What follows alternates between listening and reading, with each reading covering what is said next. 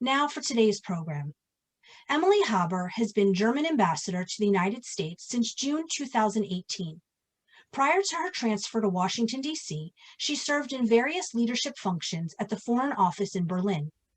In 2009, she was appointed political director, and in 2011, state secretary, the first woman to hold either post. Thereafter, she was deployed to the Federal Ministry of the Interior, serving as state secretary in charge of Homeland Security and Migration Policy from 2014 until 2018. Emily Haber has many years of experience in Russia and the former Soviet Union. She held various posts at the German embassy in Moscow, including head of the political department. At the Foreign Office in Berlin, she served as head of the OSCE division and as Deputy Director General for the Western Balkans, among other positions. Joining Ambassador Haber today is Robert Siegel. For 30 years, Robert was the senior host of NPR's award-winning evening news magazine, All Things Considered. In 2018, Robert was awarded the Edward Murrow Lifetime Achievement Award in Journalism. He has been honored with 3 silver batons from Alfred I. DuPont Columbia University, as well as the American Bar Association Silver Gavel Award. Currently, Robert is special literary contributor to Moment Magazine and hosts Navigating the New Abnormal, a series of web seminars sponsored by American Friends of Rabin Medical Center on the JBS, Jewish Broadcasting Service Network. Please welcome Ambassador Emily Haber and Robert Siegel. Thank you, Suzanne, and welcome, Ambassador Haber. It's great to see you. We're going to be hearing about anti-Semitism in Germany. We should begin first with some facts. There is a Jewish community in Germany. The New York Times cites a number of about 200,000 Jews in Germany. That's fewer than half of what the population in Germany was in 1933, and of course the population is larger. But in this country, the ADL expressed great alarm during the recent outbreak of fighting between Hamas and Israel over the increase in anti-Semitic incidents. In Germany, was there also an increase, the one that alarmed you? But I think you have to unmute yourself, Madam Ambassador. Well, this is one of the things I really should have learned in 1.5 years of pandemic. That's not the first time you've been called upon to unmute yourself this year. I'm afraid you're right. Thank you, first of all, for the introduction. Thank you to Moment Magazine for having me in the first place. And to your question, yes, of course I'm alarmed.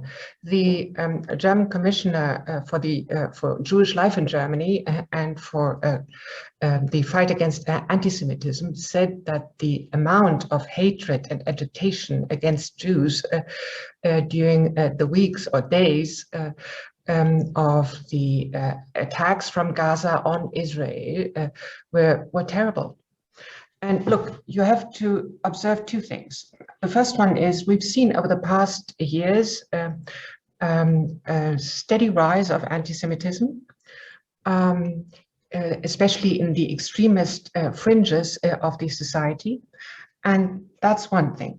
The other thing is what we've seen, what we often see, because there is a correlation in times of tensions in the Middle East and in times of violence in the Middle East, you see a correlation with anti-Semitic demonstrations in Germany. Now, there are different facets to anti-Semitism as far as the roots are concerned. It's blatantly obvious that all of it is despicable, is unacceptable. It's unacceptable everywhere, but unacceptable in special ways in the country from which the Holocaust originated. So that is something that worries us, and it brings, and I'm sure we're going to talk about that, great obligations for my country, for civil society, for the government, for the political class in its entirety. But Robert, you've also mentioned the 200,000 Jews living in Germany today. There's also a vibrant Jewish life in Germany, yes. And there have been also many demonstrations over the past weeks in solidarity of Israel and in solidarity of Jews in Germany. That doesn't diminish in any way the alarming development in the anti-Semitic fringes of the society, but it's also a fact of life. But when you speak of fringes, are you alluding to neo-Nazis? Are you alluding to immigrants from Islamic countries where the support for Palestinians runs very high and antipathy toward Israel is at least as high? Are there extreme leftists who are where are these who are on these fringes nowadays? Well, you mentioned in your introduction that prior to coming to the United States, I served as Deputy Secretary in Homeland Security. And therefore I know that the Federal Criminal Police in its statistics makes a distinction between anti-Semitism of the right, anti-Semitism of the left, yes, it also exists, and Islamist anti-Semitism.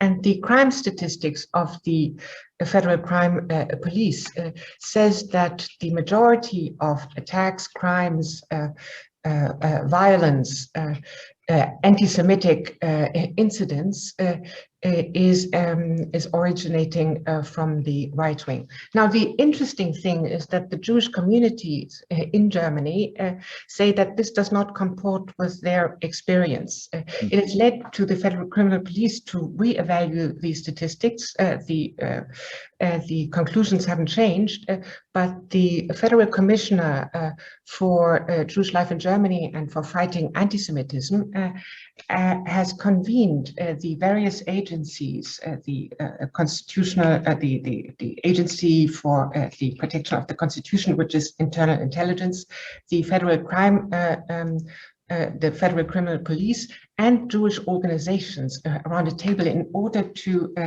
figure out why there is this disconnect between statistics and the experience. You mean that the Jewish community, members of the Jewish community in Germany, are not seeing the far right as being they claim that's not the main source, or they're saying, and they've said it publicly, that in their experience, incidents, attacks, slurs, etc., often come from Islamists.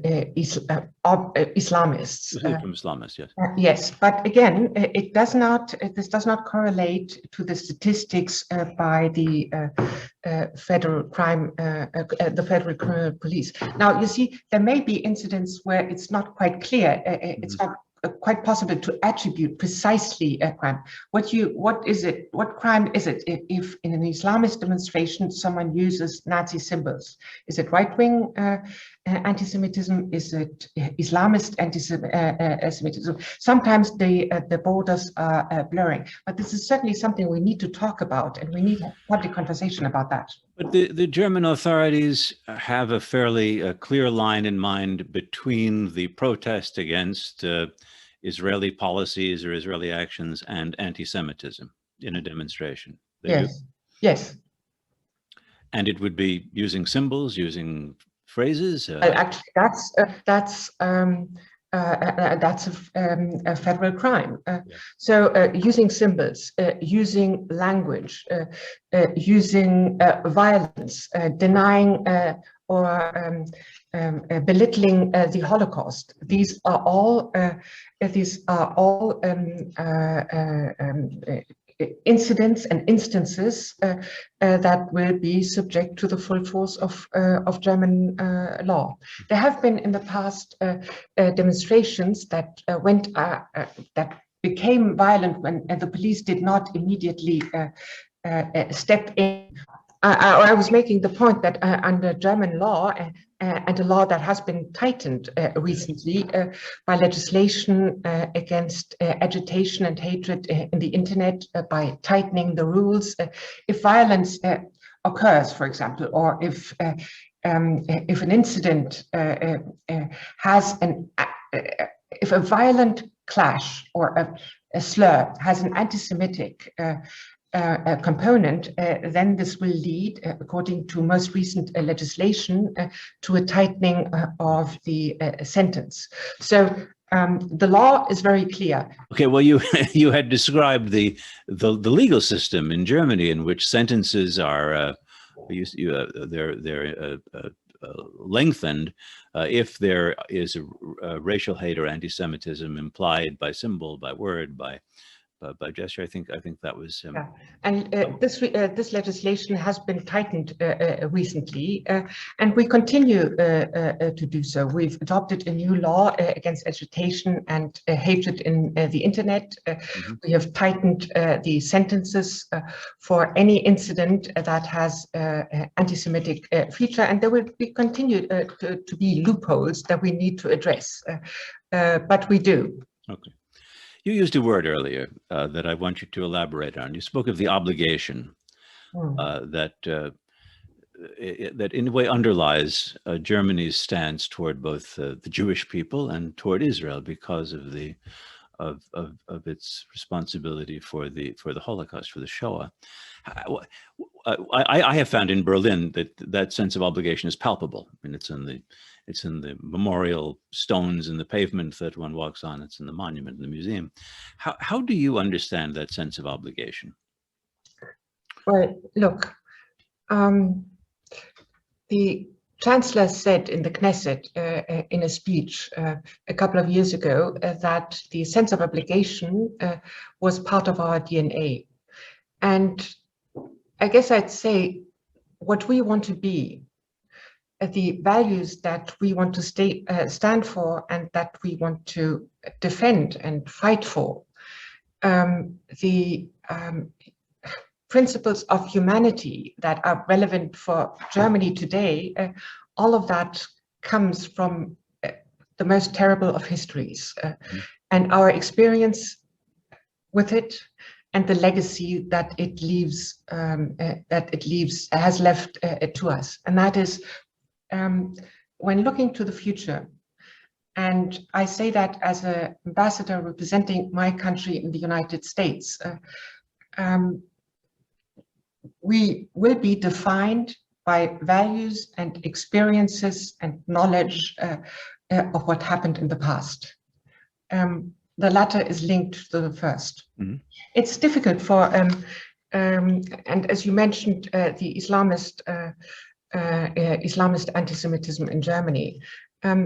Nowadays, about 25% of Germans have a migration background, which means that they have no familiar ties to Nazi Germany, which might, and it does, reduce or hamper their sense of responsibility for what was, because to many of them, this is other people's business.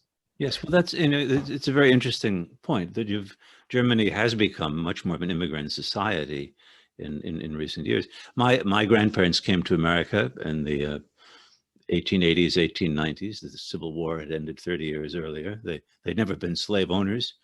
They came to America, but I, as their grandson, live in a country where there's a sense that if you're a white American, you in some way share in the responsibility for a dogma of white supremacy that drove the early centuries of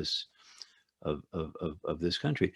Does the Syrian asylum seeker or the grandson of a Turkish guest worker, does that person have to acquire some sense of obligation on behalf of a Germany that his family had never set foot in, but for what his adoptive country, or her adoptive country, did in the 1930s and 40s?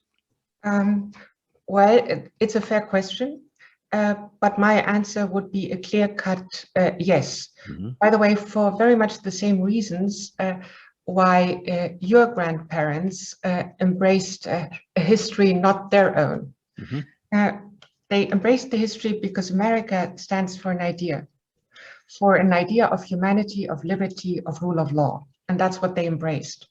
And look, if refugees or migrants are coming to Germany, they come there because they hope for a different future. But they also need to understand that the very laws, asylum laws, that offer them protection and offer them a new home is a lesson from the past, is a conclusion that we have drawn because of the looming shadows of history. what we are today, and the country they want to participate in or be part of, at least I assume that most of them want that. The country is being defined today by values and ideals and visions of the future, again, marked by the most terrible of experiences in the past. Do you think that young German adults, or for that matter, teenagers, whether they have roots in recent immigration or not, do you think they share that sense of obligation that your generation still feels? Is it becoming diluted with time as those years fade into history? Well, I wonder if your question doesn't indicate a sense of a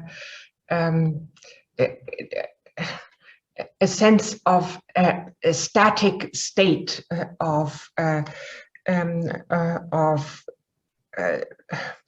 perception of history. Mm-hmm. After the Second World War, years of silence followed the end of the Second World War, and it was only in the 60s and 70s when actually a young generation rebelled against that.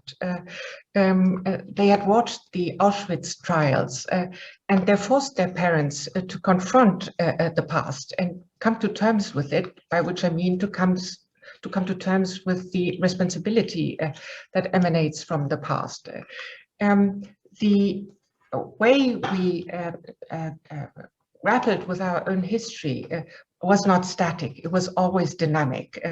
60s and 70s, and then 85, the speech of the then federal president Weizsäcker, who spoke of the liberation of 1945, or then 1990 after reunification, when the GDR and people in the GDR had to come to terms with the history they had always, and their regime had always claimed was only Western Germany, German history. Because we should say the GDR is the German Democratic Republic, which was East, we would always call it here East Germany, but. Yeah. Yes, it was and the socialist part of Germany, which saw its identity and point of reference in the fact that their leadership had been anti-Nazi, mm-hmm. And therefore they couldn't have housed anti-Semites or those who had participated in the persecution, which is complete nonsense, because Germans east and west had looked away when the trains went to the labor camps and when people were hurled out of their homes in the early mornings. But this was only a fact that people in the GDR had to grapple with after reunification. So my point is, dealing with history is dynamic. And of course, perceptions can alter as contexts alter, as the composition of the society alters, as demographies alter. We'll have to, now that the generation of Holocaust survivors is getting smaller and smaller, we'll have to grapple with the fact, what do we do if the witnesses are not are there anymore to pass on the powerful message of theirs, and that is the pain and the suffering with all its immediacy. And yes, younger generations will, as history or as time passes on, every new generation will sort of redefine the role for the identity. But on one thing, I'm really absolutely certain, and that is that the younger generation in Germany has a powerful sense of responsibility and of the legacy that comes with it. Apart from education, we might talk about that later on, which is obviously very important. The Holocaust education is obligatory part of every German school, mostly in the lower secondary and in the higher secondary level. And it's not only in history, it's also part of the lessons in literature and religion and ethics and so forth. Every school will go to the monuments you have just mentioned with regard to Berlin. And setting that aside, there are two, the civil societies and their contacts are equally important. There is the German-Israeli, the coordination program of the German-Israeli Youth Exchange, founded in 2000, which financially and in educational terms supports over 300 projects every year in education, or the Young Leaders Exchange program, also founded in 2000, which has brought 400 young leaders from both countries together, discussing a variety of issues. So what I mean to say, yeah, things change, but then we'll have to change the internet, the setup. We'll have to change and adapt projects. Yes, we have to build bridges to an immigration society, which will not be naturally inclined to accept that history, even history not their own, is part of what they want to be. So you're saying that while history is dynamic, there are very strong policies governing how history will be understood, and that are in, yes. and this is a positive effort in Germany. I want to ask you about some people beyond the consensus behind those policies. First, the German, the Alternative for Germany, for Deutschland party, which is a far-right xenophobic party. From what I see, it seems to poll consistently in the low double digits of 11–12% of the electorate in Germany. Do you think of that as a ceiling for those sentiments, or as a potential springboard from which it could become far more popular? How do you think of those sorts of political attitudes among Germans? The truth is, I don't quite know. The AfD, when it was founded in the aftermath of the financial crisis in 2008, was basically an Eurosceptic, EU skeptic, conservative party. And when the financial crisis faded away, it lost traction. But then when it came back, the AfD came back with full force when the migration crisis unfolded. So they've refound a new topic, and they made it their core piece of their identity. So right now, what we see is that the AfD is becoming more extremist, and there seems to be a correlation between plummeting, between the AfD slightly plummeting or plateauing on the level you have mentioned, and its more extremist, or its increasingly extremist phase. Now, mind you, extremism, anti-Semitic hatred, racism, none of that is acceptable to us.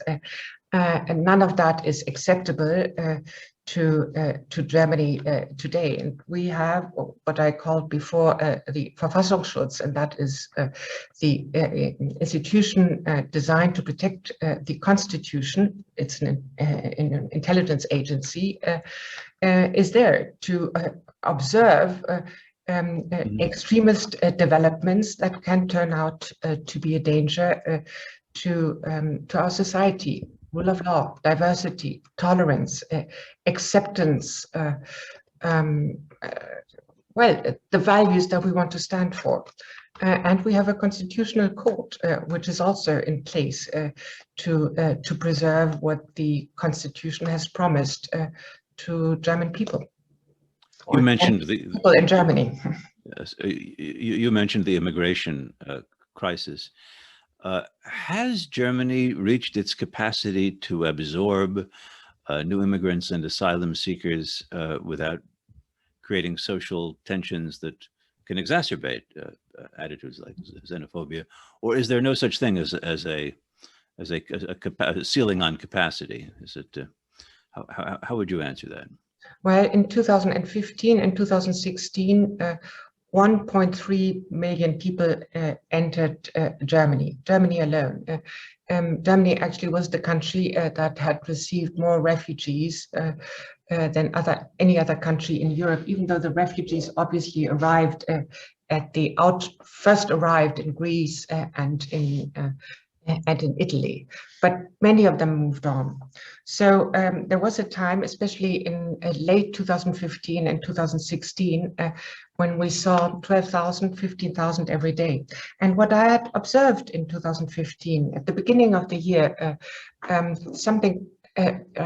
a sentiment prevailed that was closely linked to what was called Willkommenskultur, that is a welcoming culture. And I felt at the time that this had been the strongest undercurrent in the conversation on migration in that year. But that altered over the course of the year, which probably tells you to some extent that there is a correlation between what a society accepts to integrate and the way it does integrate. And when the numbers were very high, then it was palpable at the time that the mood changed. But that is, again, 5-6 years ago. So overall, what we witnessed in 2015 and 2016 has been a severe stress test for society, and any readiness and inclination of a society to integrate people will depend on what it feels it is capable of integrating. Mm-hmm. That's a tightrope walk, but it's a dilemma too that those political responsible need to deal with. If you want to retain, preserve, and it's something that is important to preserve, the readiness of a society to accept immigrants, then you better don't overstep the line where people will turn against them and will undermine what we want to preserve. You don't think that Germany has stepped over that line at this point with the numbers that have been? Well, we're talking about 2015 and 2016. The numbers are way down today. So I think we're in an entirely different chapter, but it was a cautionary tale. Yes, you mentioned that before reunification, there was a completely different way of teaching the Holocaust or viewing the Holocaust in East Germany, or a different official way of doing so. Are there any remnants of that distinction left, do you think? Do you encounter people who came from the East who take any different attitude toward anti-Semitism or extremism or Nazism? Well, no, I wouldn't say, at least not as you seem to indicate, rooted in a self-identification as anti-fascist regime and therefore incapable of anti-Semitism. I don't think that exists anymore, not least in all likelihood because the GDR or people in the GDR had to confront the history or their part of the history of the Third Reich, but they also had to confront the history of a socialist regime. So I think that made sure that the correlation between institutional, between anti-fascism and institutional, shall we say, incapability of anti-Semitism, that vanished, or that's faded away. I want to ask you about an issue in which the United States and Israel are at odds, and to explain Germany's position, and that is the Iran nuclear deal. The United States takes a view that it's remediable, and the Israelis tend to take the view that whatever the deal is, the Iranians will cheat on it. It's an existential threat to them, and they will resume their nuclear program no matter what they say. How does Germany stand on that issue, and what do you say to your Israeli friends about it? Yeah. I don't think we agree on a strategy. I don't think we disagree. I don't think we disagree on our objectives. I think we agree there. I think both Israel and the United States and Germany, for that matter, agree that Iran must never have a nuclear program. A military nuclear program. I think we agree about Iran's regional behavior. I think we agree about the missile programs. The question where we actually disagree is how to achieve it. And it is the position of the United States and of Germany, as of France and the UK, that the JCPOA offers a framework which will produce a offer a stepping stone for achieving progress on that road. It was our assessment that the maximum pressure strategy and leaving the JCPOA has not made Iran more amenable to compromise. It has not altered its regional behavior. It has not stopped the missile programs. It has actually encouraged Iran to go ahead and enrich more and in parts even leave compliance with the agreement. So my argument would be we are in total alignment on the goals. We disagree about whether the JCPOA may offer a framework and a stepping stone for achieving this goal, or whether this goal is best achieved outside of this framework. Next, I'm hoping that you'll answer a hypothetical question, which is not so hypothetical. There'll be a presidential election in France, I guess, next year. If the French were to elect the candidate of the National Rally, Marine Le Pen, her party's roots are in they're in the right. They were she purged her father for anti-Semitism from the party, but many French would still see attractions there. What kind of damage would that do to the European Union coming on the heels of Britain's withdrawal? Would you expect to see a new era of intensified nationalism across Europe if France were to turn right in that fashion? Well, I'm a historian. Historians are usually not very good in predictions. Right.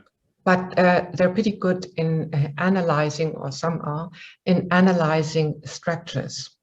And I'd invite you to look at, in structural terms, at France's role in Europe, the role it has played throughout history, throughout post-war history, its constant push for a greater role for Europe, its a huge commitment to values, to human rights, to humanity. And if you look at, if you use that prism, I think you'll conclude that both institutionally and in terms of convictions, there is a very strong setup preventing the development that you asked me about. You mentioned education earlier. Has there been a reevaluation in Germany of what it is that you are teaching young people of immigrant backgrounds about how they fit into German life? That is, the American, what some people criticize as identity politics in America, has become verboten in France. There's a great coalition against it. What is the attitude toward diversity and embracing a kind of Germanness that transcends ethnicity? That's a complicated question. Not least because among those who arrived in Germany in 2015 and 16 and later on, the perception here is that most came of Syria and perhaps Iraq and perhaps Afghanistan. But in truth, the area of origin is much, much bigger. There were times in early 2015, about half of the migrants arriving in Germany, and there were migrants, came from the Western Balkans. That's a little known fact. There were times when Moroccans and Algerians and Tunisians were among the largest numbers. So what we had to deal with was not dealing with individual 2, 3 groups. Right. We had to deal with hugely diverse group of people coming for very different regions, for very different reasons, from very different regions, and carrying very different baggage. So it was clear that there was no one-size-fits-it-all approach. What we tried to do, and that would be a generational challenge, is to make sure that integration starts as early as it possibly can, with kindergarten, with schools. You see, the lesson we learned from other countries is that integration is not, the measure of integration is not necessarily whether you master the language or whether you're integrated in a labor market. The measure of integration actually is whether you respect women and don't despise them, whether you accept that participation and belonging comes with accepting the history and accepting the future linked to the history, accepting what I call an acquis of core values. It's difficult, in some cases it's easy to pinpoint them. Antisemitism and racism is unacceptable as much as a disdain for women is, and so forth. In some cases may not be as easy. So it will trigger off, shall I call it negotiation, between the overall society and the immigrants. And I believe center stage for the welcoming societies will be to call for the respect what we consider as crucial for our identity. I mentioned some of the aspects, but the German society will alter too. Every immigration, of course, leaves an impact too. Some, like food or restaurants, are easy to see, and some are less easy to see. And that's an ongoing project. But in this ongoing and probably generational task, there's some things, some elements that for the welcoming society will be non-negotiable because they're core to their identity. What the Chancellor in the Knesset called part of our DNA. Before I hand over to Suzanne Borden with questions from people who are watching and listening to us, this is one other question. I put this question to you as both as someone who greatly enjoyed going back to Berlin, having been there in the divided days, and was very impressed with the memorialization of the Holocaust in Berlin. I ask this as a native New Yorker who grew up in a city that was, to put it mildly, not representative of the entire United States. Does the geography of protest, does it suggest that Berlin is different from the rest of Germany? Is it the heart of those 200,000 Jews who live in Germany, or the great majority of them? How unusual or special is Berlin in all that we're talking about? I don't think Berliners will disagree, but I think in that sense, Berlin is not special at all. You'll find hundreds of monuments across Germany. You'll find the stumbling blocks in many, many German cities, which remind people, passers-by, of people, of Jewish people who had lived in the apartments that the passers-by are seeing. It's the memorialization is omnipresent in Germany. But may I make this point too? It's important to me. Memorialization is important because it is linked to constant awareness, and I think it's necessary. It's part of what we call our culture of remembrance.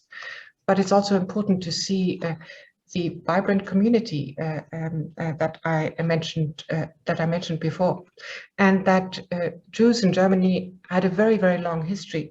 We are celebrating the 1700th anniversary of Jewish life in Germany in this year. This was in 321 that the Emperor Constantine issued a decree allowing Jewish representatives in the town curia. So important as memorialization is, we also need to bridge a much longer history to a very vibrant presence. Well, Ambassador Haber, thanks for answering all of my questions so well. I'm now going to turn it over to Suzanne Borden, and we'll hear now here come the real tough questions from the people. Oh. Thank you both very much. Let's get to the questions, and if anybody has any other questions, please type them in the Q&A box. The first question is, what is the response from German citizens to this increase of anti-Semitism? I think people were aghast. They were shocked. You will have seen the reactions of German politicians. You will have seen that Foreign Minister Maas traveled to Israel to show his solidarity with Israel in the times of attacks from Gaza on Israel. There was a very strong pushback across the democratic parties and by the government and by federal states as well. And there were demonstrations in solidarity with Israel. It doesn't erase the fact that the language, the agitation, and the hatred was deeply disturbing. Despicable and unacceptable, but there was the counter push which came very strongly over as well. Thank you. Do you believe that the AfD is successfully increasing its appeal amongst Germans in the Western sectors of Deutschland? Well, I can only return to the response I've given before, and that is right now the AfD seems to become increasingly extremist, or shall we put it this way, the extremist fringes in the AfD are getting more powerful, and that seems to impact negatively on the attraction it has in the right-wing conservative circles that were also that belonged also to the election reservoir. So my answer is it's probably early days, but right now it doesn't indicate the development doesn't indicate to move into that direction. There is sentiment that has begun to throw out the word anti-Semitism and replace it with anti-Jewish, because it's really directed at people who are Jewish and Jewish institutions. Then it can be separated from anti-Israel. And what are your thoughts on that? Well, Germany has belonged to the countries in the IRA that has supported and had a role in developing the international definition of anti-Semitism, and we are right now, or we did when we had the chair of the IRA until March this year, we had pushed for more and more countries to accept the definition as their own. So we work with the term anti-Semitism, and we believe it's important that as many countries as possible will adopt the definition. Great, thank you. And just a side note, Moment will be hosting a Zoominar on July 20th, specifically to help people understand what IRA and that definition is all about. Here's a question. Someone said they are a new immigrant from the US to the US, and when they went for their naturalization interview, I was specifically asked if I've ever been a member of the Nazi Party or hold Nazi ideas. If I had said I do, then I would have been ineligible for US citizenship.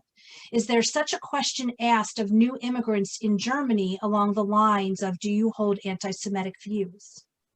No, but there were projects in which, frankly, I don't know whether they still exist, but there were projects in which were eligible for financial support only if clarity was about, when clarity was in place about non-affiliation with extremist and Islamist groups. So, but your question probably was directed to the naturalization processes or the asylum process. Well, in the asylum processes, that question in general terms will play a role. Why do people come? Why do they flee? Had they reasons to fear oppression? Were they part of the regime? So someone that had been implicated with the regime or with Islamist groups in the Syrian war, for example, would not be eligible for asylum. And I guess a follow-up to that would be, are there punishments for immigrants who indulge in anti-Semitic action, such as deportation? Well, if immigrants indulge in crimes that are punishable under German law, then if the crimes are serious enough, then indeed they can lose their protection under the asylum law, and then deportation is a possibility. Thank you. Someone says it's fascinating to hear respect for women cited as a core value of democracy and integration. What kind of programs are most effective in addressing deep-seated attitudes on the role of women? Education. Education very early on. As with anti-Semitism, zero tolerance for the contrary. You will probably, it will take time, but I think clarity is necessary that if people want to belong, they actually have to accept the core values of the society they decided they wanted to belong to. But it's a major task, it's a major challenge, and it takes time. Did Germany over the last year see an increase of anti-Semitism due to COVID like other places had seen? Yes, we did. We saw demonstrations as in other places, and that's actually one of the problems we live in, that contagion in our communication societies travels incredibly fast. So we've seen in the fringes of demonstrations against the COVID precautions and against the lockdown, a very wide array of participants. We've seen COVID deniers, we've seen vaccine adversaries, and we've seen antisemites, we've seen people that were peddling conspiracy theories, and it seems that in the social media bubbles in times of lockdowns have acquired an even greater role than they have in the first place. So the answer is a clear yes, and it's not a specifically German phenomenon. And democratic societies were all affected by it. Non-democratic societies weren't, but we were. And we have responded to it to some extent because we want to make the internet providers liable for content that produces hatred or peddles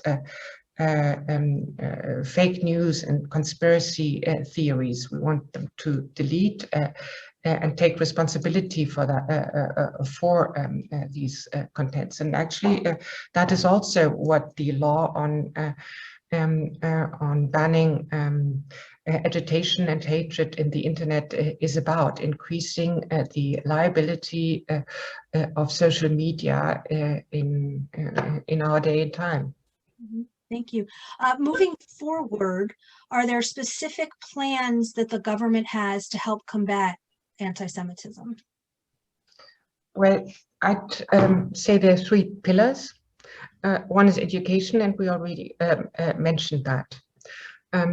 The second pillar, and that is fairly new, is we have installed in 2018 a special commissioner for Jewish life in Germany and for combating anti-Semitism. He is coordinating all government efforts. He is liaising with the Jewish communities and with civil societies. He has now by now, we have commissioners in every single federal state in Germany, 16, all of them. And he has most recently convened a permanent commission in which the commissioners of the Länder and of Berlin are coordinating efforts, exchanging best practices, and looking and identifying problems. One of the latest efforts, which I find very important, but that is something that is needs to happen, is the identification and the documentation of anti-Semitic incidents which are below the threshold of legal punity. I mean, there's a lot of that, and we need to know what that was a black hole for us for a long time, because there's no documentation of it. But we need it because that's the everyday anti-Semitism as well. So if you'd ask me to name one single project, I'd say this project. To identify and to document and to analyze anti-Semitic incidents which don't make it into the statistics of the Federal Crime Police. Great, thank you. And we do need to wrap up. I know, Ambassador Haber, you have another obligation. So we'll end with this question. Germany has done a really impressive job in giving reparations, creating memorials, and coming to terms with the horrendous past. What do you think America can learn from Germany in order to address and begin to repair our tortured racial past? I don't like to compare this. The German case was a completely different one. We had thrown overboard every rule and every value of civilization.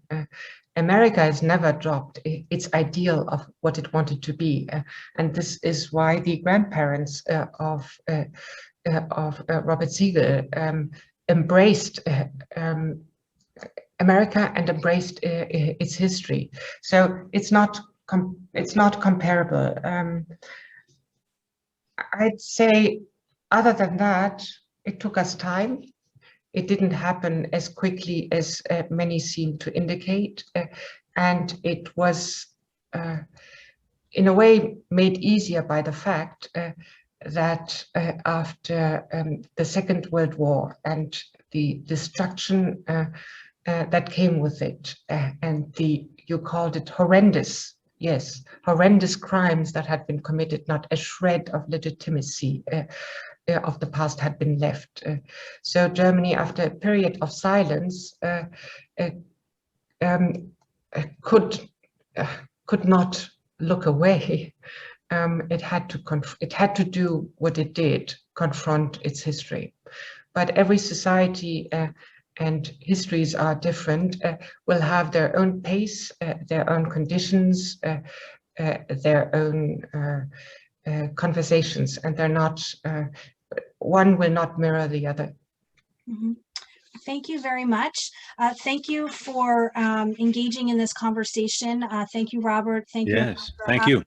I do want to also reiterate what you had said at the beginning, that it's very important for us to be aware and talk about the current state of anti-Semitism in Germany, but that you still have a thriving Jewish community that is taking place.